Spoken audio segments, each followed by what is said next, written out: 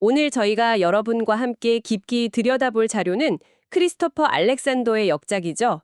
질서의 본성 3권에 실린 17장, 살아있는 프로세스는 어떻게 고속 적응 생산을 통해 거대 프로젝트의 생산을 도울 것인가입니다. 공항이나 아주 거대한 오피스 빌딩, 콘서트홀 같은 이런 초대형 건축물을 떠올리면 보통 어떤 느낌이 드세요? 저는 뭐랄까 수백만 개의 똑같은 부품들이 그냥 착착 조립되는 약간은 차갑고 기계적인 이미지가 먼저 떠오르거든요. 효율적이긴 한데 어딘가 좀 인간적인 온기는 빠져있는 느낌이랄까요? 오늘 다룰 이 장은요, 바로 그 딜레마. 어떻게 하면 이 21세기의 초고속 건설 현장에서 마치 중세 장인의 손길이 느껴지는 그런 살아있는 공간을 만들 수 있을까? 여기에 대한 아주 구체적인 해법을 제시합니다. 네, 여기서 알렉산더가 말하는 살아있는 구조의 핵심 개념이 바로 적응, 애댑테이션이거든요. 주변 환경이랑 계속 상호작용을 하면서 모든 디테일이 제자리를 찾아가는 과정인 거죠. 마치 숲속의 나무들이 서로의 공간을 존중하면서 자라나는 것처럼요. 근데 현대 건설 방식은 완전히 정반대잖아요. 모든 부품을 공장에서 딱 규격화해서 만들어 와서 현장에서는 그냥 조립만 하죠.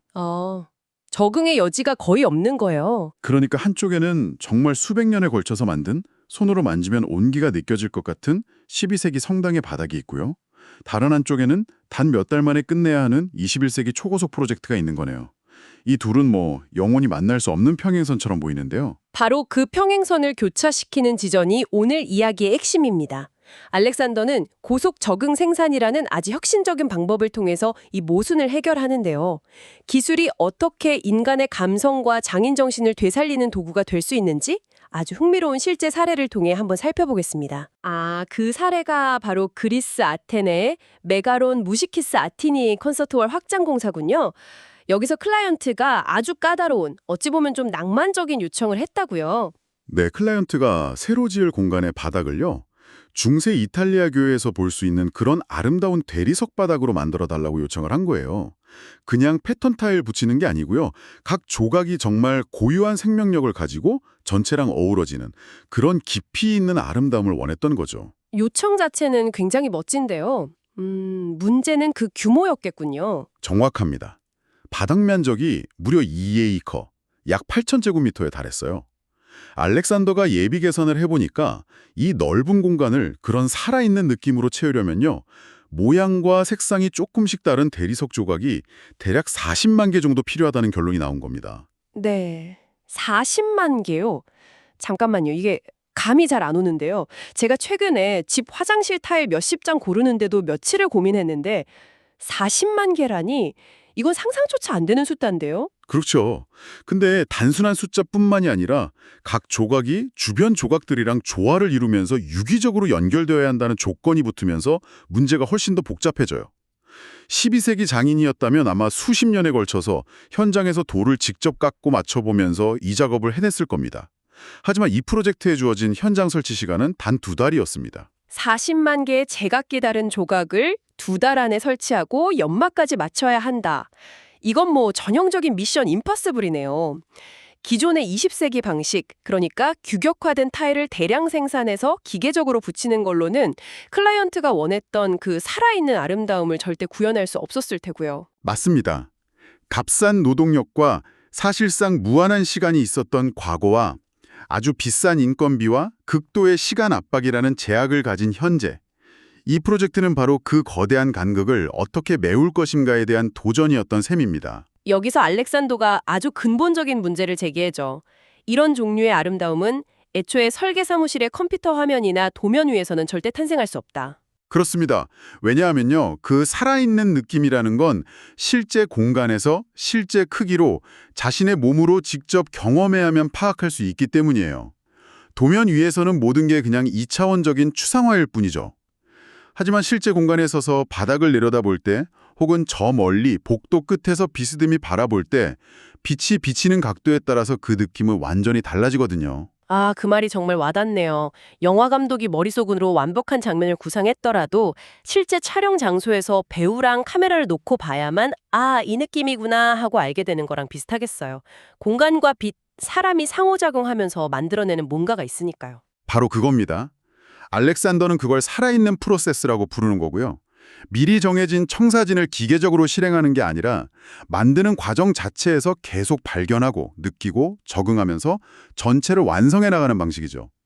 그러려면 실제 바닥 위에서 실물 크기의 조각들을 직접 이리저리 놓아보고 색깔도 바꿔보고 형태도 수정하면서 아, 이게 맞다 하는 그 조화의 지점을 찾아야만 하는 겁니다. 와, 정말 이상적인 방식이지만 또다시 현실의 벽에 부딪히네요. 40만 개의 조각을 그런 식으로 하나하나 맞춰보면서 디자인하려면 시간이 얼마나 걸릴까요? 알렉산더가 계산을 해봤더니 전체 공간을 한 100개 구역으로 나누고요.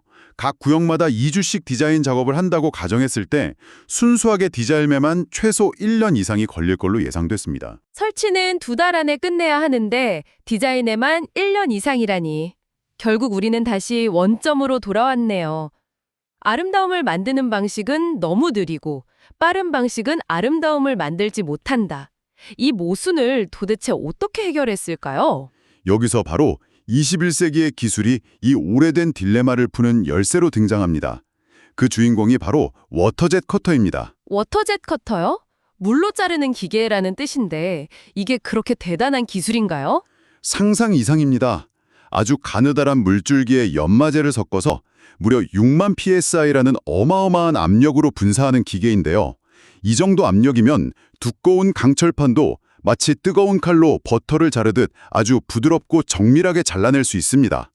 대리석짐은 오차 없이 그리고 굉장히 빠른 속도로 어떤 복잡한 곡선 형태로든 잘라낼 수 있는 거죠. 아, 그러니까 수십 년 걸렸을 장인의 석재 가공 작업을 기계가 대신해 줌으로써 일단 시간이라는 가장 큰 장벽 하나를 무너뜨린 거군요. 네, 계산상으로 한 명의 장인이 전통 방식으로 40만 개를 자르려면 11년이 걸리는데요.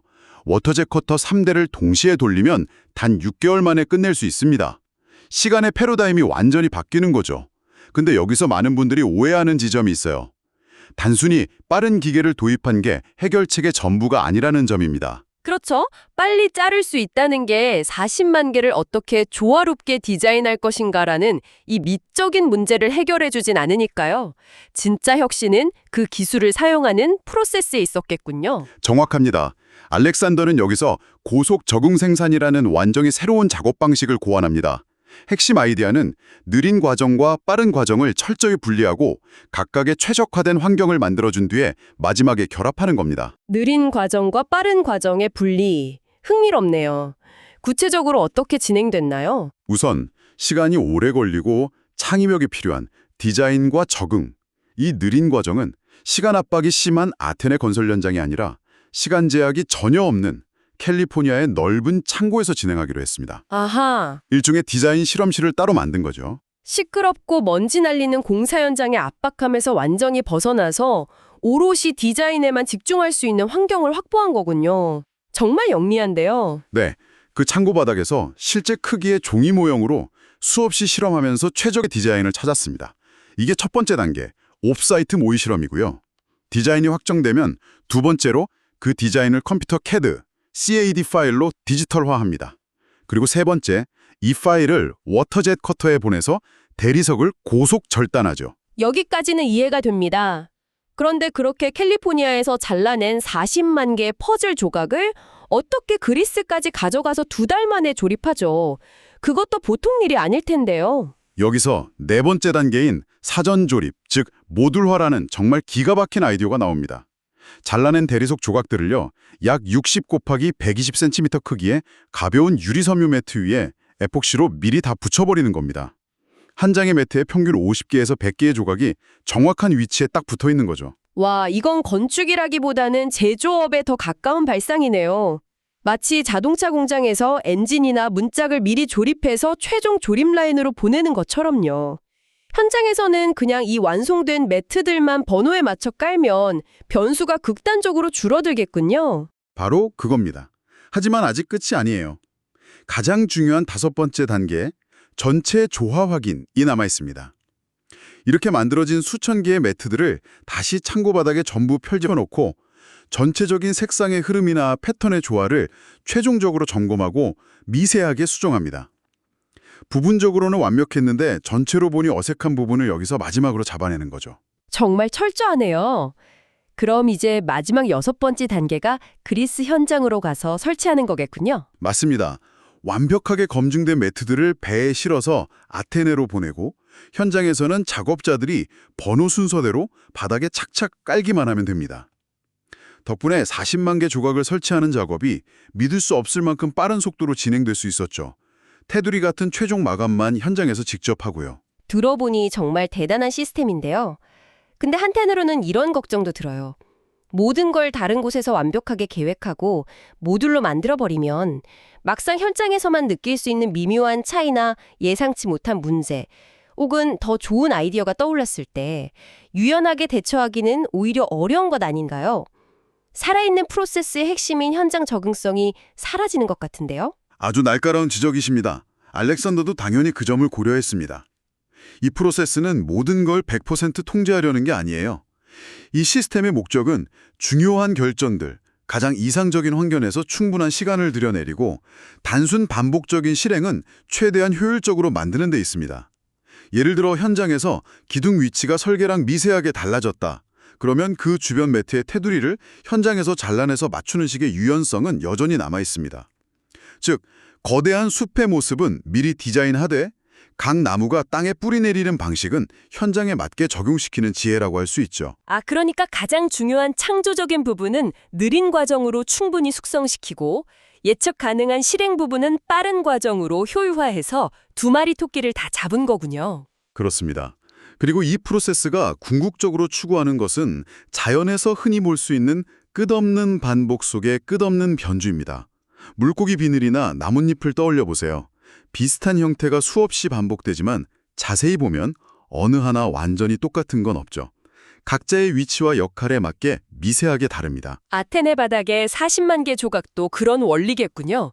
그냥 무작위로 다르게 만든 게 아니라 각 조각이 놓일 바로 그 자리에서 전체와 가장 아름다운 조화를 이루기 위해 필연적으로 조금씩 달라져야만 했다는 것. 이것이야말로 기계적인 대량 생산품에서는 결코 느낄 수 없는 진짜 생명력이겠네요. 맞습니다. 무질서한 다양성이 아니라 깊은 질서 안에서 피어나는 진정한 다양성. 그것이 바로 살아있는 구조의 특징입니다.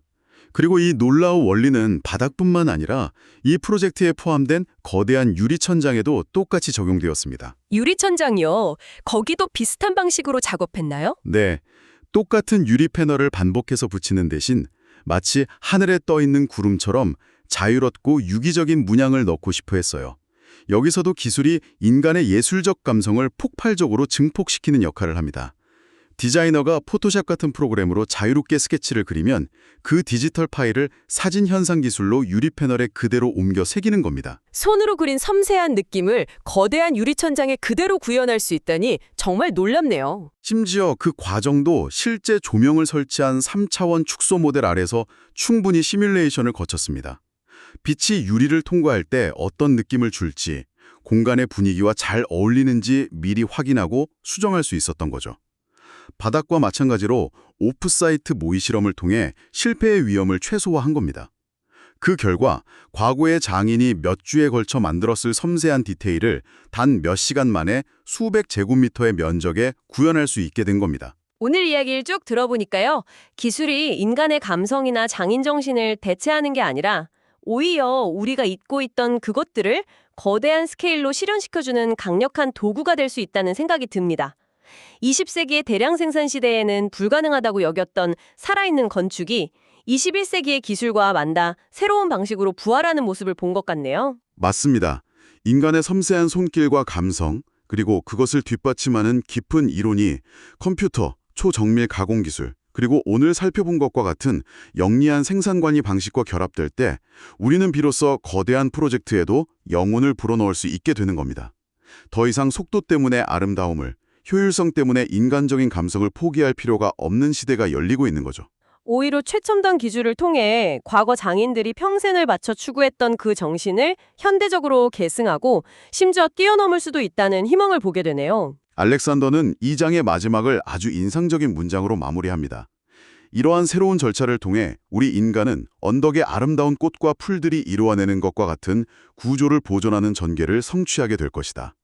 그때가 되면 우리는 진정으로 자연처럼 행동할 수 있는 능력을 갖게 될지도 모른다. 자연처럼 형동하는 능력이라 정말 깊은 울림을 주는 말입니다. 단순히 자연의 형태를 모방하는 걸 넘어서 자연이 작동하는 방식 그 자체를 닮아간다는 뜻이겠군요. 네, 오늘의 탐론에 마치며 여러분께 이런 질문을 하나 던지고 싶습니다. 만약 우리가 사는 세상의 건물과 도시를 단순히 조립하는 것이 아니라 아테네의 바닥처럼 그리고 저 언덕의 꽃과 풀들처럼 그 자체에 내재된 질서에 따라 스스로 펼쳐지고 성장하도록 만들 수 있다면 우리의 삶과 우리가 세상을 바라보는 방식은 어떻게 달라질까요?